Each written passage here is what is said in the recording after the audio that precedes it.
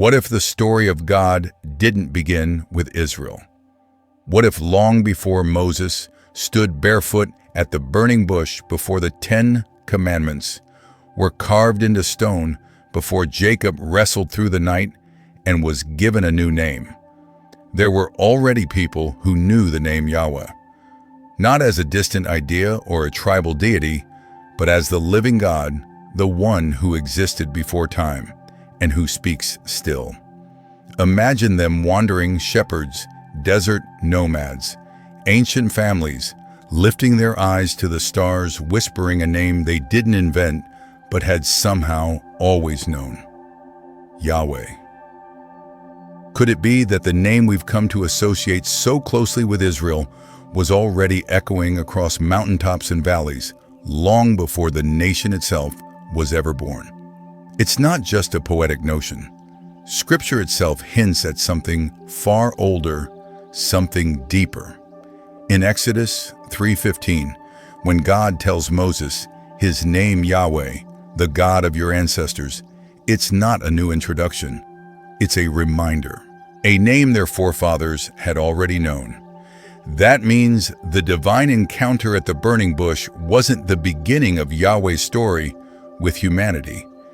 It was a reawakening, and maybe that's where you find yourself today.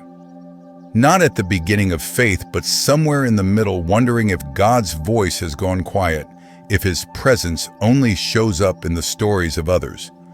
But what if the truth is that He's been whispering all along? What if, like those forgotten worshipers scattered across the ancient world, you've been standing on holy ground without even realizing it? In a world that often shrinks God down to a cultural identity or a religious system, this story invites us to expand our vision. Because the God of the Bible was never confined to borders or bloodlines. His reach has always stretched farther. His voice has always called to those willing to listen. Before we go any further, I invite you to like this video, subscribe for more deep explorations into biblical mysteries, and share your thoughts in the comments, because your questions and insights often help guide where we go next. And as we open this ancient path together, stay with me. What we're about to uncover may just change the way you see the entire biblical story and your place within it. The first invocations, Yahweh in the days of Enosh. If we turn back to the very beginning, to the earliest pages of Genesis, we find a moment that quietly but profoundly shifts our understanding of spiritual history. Genesis 4:26 tells us, "At that time people began to call on the name of Yahweh." This happens not in the days of Moses or even Abraham, but in the generation of Enosh, the grandson of Adam. The world was still young. Eden was a recent memory, now guarded by cherubim and a flaming sword. Adam and Eve were grieving the murder of their son Abel, and their hearts were weighed down by loss and exile. And yet, in this time of sorrow and uncertainty, something unexpected begins to happen. People start calling upon the divine name. That phrase, calling on the name of Yahweh, isn't just a poetic way of saying prayer. In the Hebrew, it carries the weight of reverence, invocation, and trust. These early men and women weren't building temples or writing theology. They were simply reaching. In the shadow of a broken world, they lifted their voices toward the one who had not abandoned them. But here's the mystery. How did they know his name? The sacred name, a YHWH, was later spoken to Moses in a moment so holy that he had to remove his sandals. Yet here it is, generations earlier, on the lips of people who lived long before Sinai. Some scholars suggest that Adam, who walked with God, may have passed down the knowledge of the divine name through oral tradition. Others believe that God in His mercy revealed Himself again and again to those who genuinely sought Him. Either way, the result is the same, a thread of worship stretching across time, defying the rise of paganism and pointing to a God who never stopped reaching for humanity. And that should speak to us today. Because in a world where faith often feels lost in the noise, this ancient moment reminds us that true worship doesn't begin with temples or titles.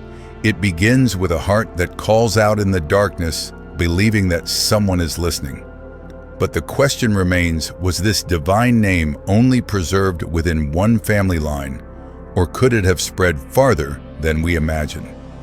Abraham reclaiming, not inventing, Yahweh worship. Centuries after Enosh, we meet a man named Abram living in the city of Ur, an advanced urban center steeped in idol worship. Statues of moon gods adorned its streets, and the air buzzed with chants to deities whose names have long since faded. And yet, in the midst of this spiritual confusion, Abram hears a voice, a call not from a regional god or cultural tradition, but from Yahweh, the God who had been calling since the days of Eden. Genesis 12:8 and 13:4 both tell us that Abraham called on the name of Yahweh. He doesn't ask, "What is your name?" As Moses would centuries later. He already knows. And that tells us something remarkable. Abraham wasn't introducing something new into the world. He was recovering something ancient, something his ancestors had once known and perhaps had nearly forgotten. Imagine Abraham standing beside a simple stone altar, smoke rising into the wind. He wasn't building a religion. He was rebuilding a relationship. His prayers weren't innovations. They were echoes of older voices who had once called on that same name. In a world drifting further into polytheism and superstition, Abraham was like a man uncovering buried treasure, a name long obscured but not lost. This gives Abraham's story a new weight. He wasn't simply the first to believe, he was the first in generations to remember. And through him, God reignited the flame of covenant. But that raises another question. If Abraham rediscovered this ancient name, could others outside his lineage have known it too? As it turns out, one of the most mysterious figures in the entire Bible may help us answer that. Let's follow Abraham as he returns from battle, only to encounter a king who shares something deeply familiar and astonishing. Melchizedek, the Canaanite priest, who worshipped the true God. Abraham's journey from battle was supposed to be a return home, a weary trek through rugged hills after rescuing his nephew Lot from a coalition of kings. But then, in the fading light of day, something unexpected happens. A figure steps forward from the ancient city of Salem, not with weapons or soldiers, but with bread and wine. His name is Melchizedek, and Scripture calls him priest of God, Most High, Genesis 14:18. There's no backstory, no lineage, no introduction, just a sacred encounter. Melchizedek blesses Abraham in the name of El Elyon, creator of heaven and earth, and Abraham, this man chosen by God, responds with reverence. He gives the priest a tenth of everything he owns. That single act speaks volumes. Abraham, who had just been promised that his descendants would bless the nations, bows to someone outside his family line. Why? Because he recognized something familiar in Melchizedek, someone who already knew the God he served. The book of Hebrews adds to the mystery, describing Melchizedek as without father or mother, without genealogy, without beginning of days or end of life. Some interpret this as a literary device to highlight his uniqueness. Others suggest Melchizedek might have been a divine figure, a pre-incarnate appearance of Christ. While Scripture doesn't settle the question definitively, what it does show is this: long before Israel, long before the priesthood of Aaron, there was already a priest of the Most High God, a king standing on Canaanite soil who knew Yahweh intimately enough to offer blessings and receive tithes. This forces us to rethink the boundaries of spiritual knowledge in the ancient world. Could there have been others, like Melchizedek people, scattered across foreign lands, who walked with the true God even as idol worship grew around them? If so, then Melchizedek is more than a mystery, he's a signpost, a reminder that Yahweh was never the invention of a single nation. His name was already being spoken in cities and on mountaintops, even when the world had mostly forgotten. But the mystery deepens as we travel farther into the wilderness, into Midian, where a shepherd named Moses finds refuge, and the man who gives him shelter. He's no stranger to Yahweh either. Jethro, the Midianite priest who blessed Israel. When Moses fled Egypt after killing an Egyptian taskmaster, he didn't just escape danger, he entered a different spiritual world. He settled in the land of Midian, where he would spend 40 years tending sheep and living under the roof of a man named Jethro. Scripture introduces Jethro simply the priest of Midian, Exodus 3:1. But what kind of priest was he? Midian wasn't Israel. It was a land of nomads and tribal clans, often assumed to be outside the spiritual history of God's people. And yet when Moses returns years later now, the leader of a freed people who had just walked through the Red Sea, Jethro, listens to the stories of plagues parting waters and divine deliverance. And then, without hesitation, he praises Yahweh, not with vague admiration or politeness, but by name. Now I know that Yahweh is greater than all gods, he declares in Exodus 18:11. And then he does something remarkable. He offers burnt offerings and sacrifices to Yahweh. The elders of Israel join him. No correction, no rebuke, just communion, shared worship before the God they both knew. This moment is more than a family reunion. It's a theological breakthrough. Jethro isn't converting. He's already aligned with Yahweh. His priesthood may not look like Aaron's, but it's recognized, accepted, celebrated, and it raises a powerful possibility. What if the knowledge of Yahweh had survived in places Israel never thought to look? What if tribes like the Canaanites, Jethro's people, had preserved the worship of Yahweh in quiet corners of the wilderness, even while Israel was enslaved in Egypt? And what if during those 40 years in Midian, Moses wasn't just learning how to lead sheep, he was learning how to listen? Could Jethro's influence have softened Moses' heart, preparing him for the day he'd turn aside and see a bush burning with glory? The thread grows longer. From Enosh to Abraham, from Melchizedek to Jethro, we see worship of Yahweh flickering like embers across the ancient world. But we're not done yet, because in one of the oldest books of the Bible, we meet a man covered in ashes who still dares to bless the name of Yahweh. Job the sufferer who knew the Redeemer.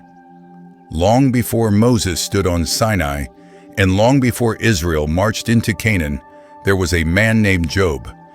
He didn't live in Jerusalem or Bethel or Hebron. He lived in the land of Uz, a place somewhere on the fringes of the known biblical world, likely in northern Arabia. He wasn't a descendant of Jacob, nor was he part of any covenant community. And yet Job knew Yahweh, not in theory or in ritual, but intimately, personally, painfully. The opening chapters of the book of Job reveal a man whose life is torn apart in a matter of moments. His wealth is plundered, his children are killed, and his body is ravaged by disease. Yet in the wake of unspeakable grief, Job utters a name Yahweh gave, and Yahweh has taken away. Blessed be the name of Yahweh. Job 121. That's not casual faith. That's not religious routine. That's a soul-stripped bear still clinging to the only thing that cannot be taken, his knowledge of the living God. Job's understanding of Yahweh goes far beyond survival. He speaks of him as the creator of the universe, the judge of all flesh, and most astonishingly, a redeemer who will one day stand upon the earth.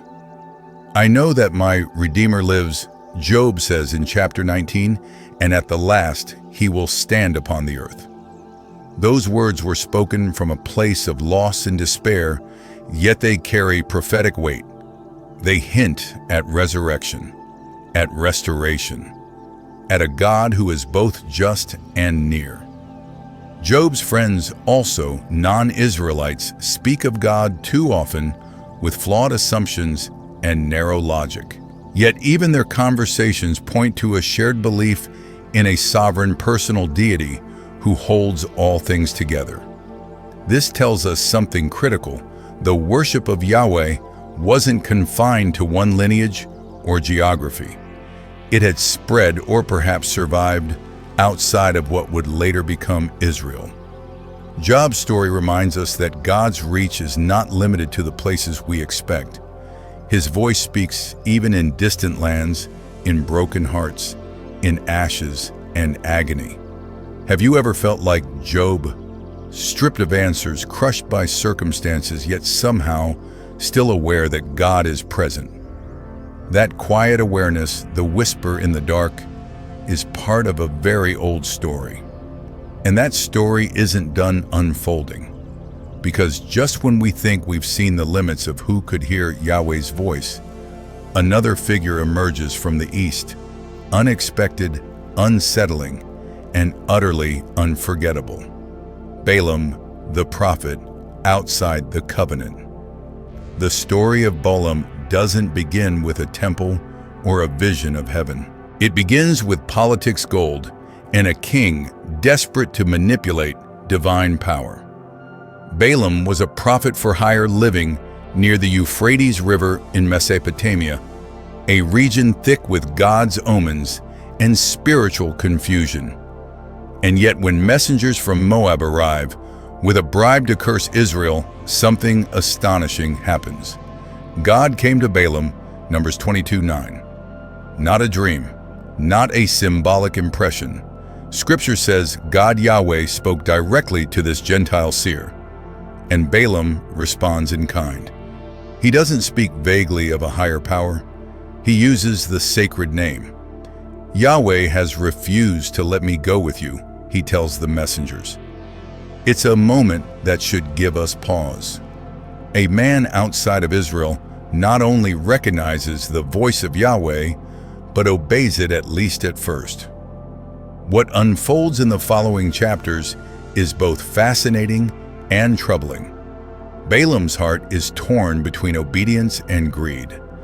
He walks a fine line between spiritual insight and personal ambition. And yet, when he opens his mouth to curse Israel, Yahweh takes over. Blessings pour out instead, words so rich that one of them echoes forward into messianic prophecy. I see him, but not now. I behold him, but not near. A star will rise out of Jacob, a scepter out of Israel. Numbers 24:17. That's not empty poetry.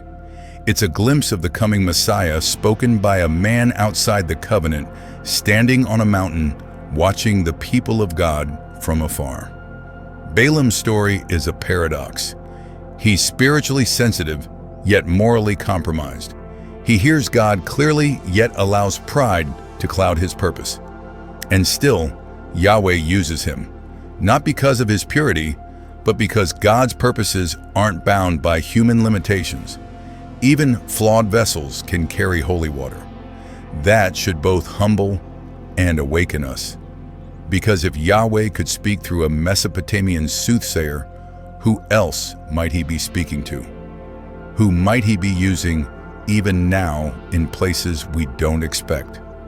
The story doesn't end there. The evidence for Yahweh's presence outside of Israel isn't just written in Scripture, it's etched in stone, literally. And what archaeologists have found may be the most shocking piece of the puzzle yet. Forgotten evidence Yahweh in archaeology. For centuries, scholars assumed that Yahweh worship was born in the heart of Israel's wilderness journey, introduced at Sinai, preserved by Moses, and passed down through the priesthood. But in recent decades, archaeologists have uncovered something that challenges that assumption. Beneath layers of dust and time, fragments of pottery inscriptions, and even temple ruins have begun to whisper the same name, in places far from Jerusalem. In the 1960s, excavations at a remote desert site in the Sinai Peninsula, known as Kuntelet Ajrud, revealed inscriptions that mention Yahweh of Teman and Yahweh of Samaria. This is significant for two reasons. First, it connects the name Yahweh not only to Israel, but also to Edom and its surrounding regions. Teman was in the territory of the Edomites, descendants of Esau, not Jacob. That alone suggests the worship of Yahweh extended well beyond the 12 tribes. But it goes even deeper. Egyptian texts from the time of Pharaoh Amenhotep III, around the 14th century BCE, mention a group of nomadic tribes called the Shasu of YHW. Scholars widely interpret YHW as an early form of the divine name Yahweh.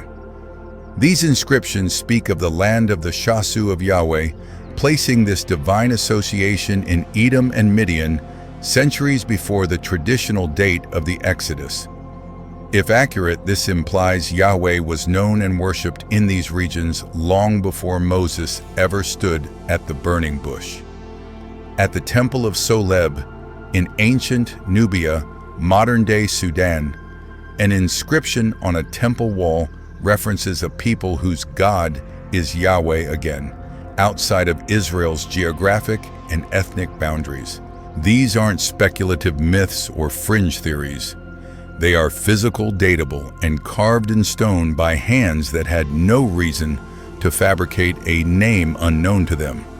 What does it all mean? It doesn't diminish Israel's role as the covenant people. Rather, it enriches the story. Yahweh wasn't introduced to humanity at Sinai. He was already moving through history, already speaking to tribes, families, and nations far from the spotlight of Scripture. These archaeological traces confirm what the Bible had already suggested, that God's presence was never limited to one people group. It was scattered, preserved like embers, waiting to be fanned into flame. So when we consider the story of Israel, we must see it not as the starting point of God's work, but as a pivotal chapter in a much older, broader narrative. And that leads us to a far more personal question. Why does this history matter now? Why this changes everything? If the worship of Yahweh didn't begin with Israel, then we are faced with a powerful truth. God's heart has always been for the world, not just for a single family, not just for a single nation, but for all people who seek Him in truth. From the garden to the wilderness, from Eden to Edom, Yahweh was not waiting for the right tribe to show up. He was reaching out to every heart that would listen. This changes how we view spiritual history. It shifts the center of the story from nationalism to intimacy, from external identity to internal pursuit. If Jethro could offer sacrifices to Yahweh in Midian, if Job could proclaim his Redeemer from a land no one can now trace, if Melchizedek could serve as priest in a pagan city, then what does that say about how God works in the shadows? About how He preserves truth in forgotten places? And what about us? How many people today feel like outsiders, disconnected from church, unfamiliar with theology, unsure whether they even belong in the story of God? The truth is, they're not as far off as they think. Because if Yahweh was speaking to people before there was a temple, before there was a tabernacle, before there was even a Bible, then he can speak now, still through quiet moments, broken seasons, and open hearts. Romans 10:13 declares, "Everyone who calls on the name of the Lord will be saved." The name behind that promise is Yahweh. And in the New Testament, that name is revealed fully in Yeshua Jesus, whose very name means Yahweh saves. The mystery of forgotten worshipers is not just a historical curiosity. It's a mirror showing us that God's love has always extended beyond boundaries, beyond bloodlines, beyond expectations. And that truth demands a response, because Yahweh's voice is still calling not just from mountaintops or ancient texts, but through the Spirit who moves today. The question isn't whether He's reaching for us. The question is, will we listen? Some truths once seen cannot be unseen. The worship of Yahweh before Israel even existed reminds us that God's story has always been bigger than any one nation, one people, or one tradition. From ancient deserts to forgotten mountaintops, from the lips of shepherds and kings, to the hearts of those who lived outside the spotlight of Scripture, Yahweh was known. He was calling, and people, some flawed, some faithful, were answering. That revelation doesn't diminish the covenant made with Israel. It magnifies the heart of the one who made it. A God not limited by borders, but defined by mercy. A Redeemer not waiting for the right moment to begin, but working through every moment to reveal Himself to those who were willing to listen. And maybe that's the most humbling part, because it means the sacred name of Yahweh has always been within reach, not just in temples or texts, but in honest prayers, in longings that words can't express, in the quiet corners of the world, where faith flickers like a candle against the wind.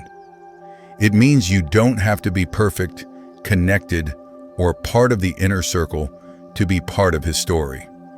You only have to respond. So here's the question: what will you do with this mystery? Will you dismiss it as a detail buried in the past, or will you let it reshape how you see your place in the ongoing story of God? Because the same God who spoke to Enosh and Abraham, to Jethro, and Job, to Balaam, and Melchizedek is still speaking. And His voice still breaks through the noise if we have ears to hear. Thank you for walking this path with me today. If this journey stirred something in you, if it made you pause, question, or look at Scripture with fresh eyes, would you let me know in the comments? Like this video so others can discover it too, and subscribe if you want to keep uncovering the mysteries buried in the pages of the Bible. Your presence here matters. Your voice matters. Until next time, may the God who called across nations and generations call gently to your heart this week. May you walk with wonder, listen with openness, and remember the story didn't begin with you, but it does include you. Stay curious, stay faithful, and stay rooted in the truth.